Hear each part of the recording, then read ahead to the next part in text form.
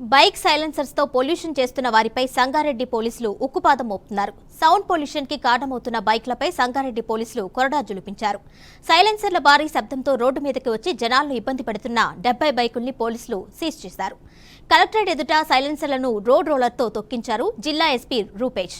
ఈ సందర్భంగా బైక్ల సైలెన్సర్లను మార్పు చేసే క్రిమినల్ కేసులు ఉంటాయని ఎస్పీ రూపేష్ వార్నింగ్ ఇచ్చారు. కంపెనీ నుంచి వచ్చిన సైలెన్సర్స్ ని మాత్రమే వాడాలి అని సూచించారు. సైలెన్సర్స్ మార్చిన మెకానిక్లపై కూడా క్రిమినల్ కేసులు పెడతామన్న ఎస్పీ చర్యలు తప్పవన్నారు.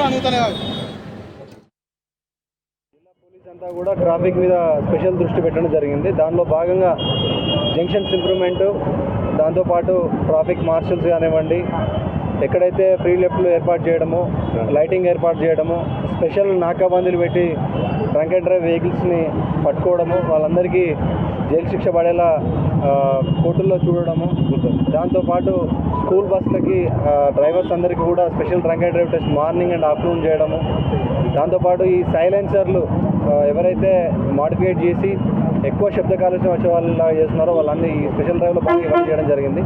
సో దానిలో భాగంగా ఒక సింబాలిక్ జెస్చర్, ఎవరైతే ఆకతాయిలు ఉన్నారో ఈ వెహికల్స్ అన్నీ కూడా మాడిఫై చేసి సామాన్య జనాలకి ఒక తీవ్రమైన శబ్దం వచ్చేలాగా దాన్ని మాడిఫై చేస్తున్నారో వాళ్ళందరి దాదాపు 70 వెహికల్స్ సైలెన్సర్లన్నీ కూడా డిస్మాంటిల్ చేసి వాటిని ఒక సింబాలిక్ జెస్చర్గా ఈరోజు ఇక్కడ డిస్ట్రాయ్ చేయడం జరిగింది.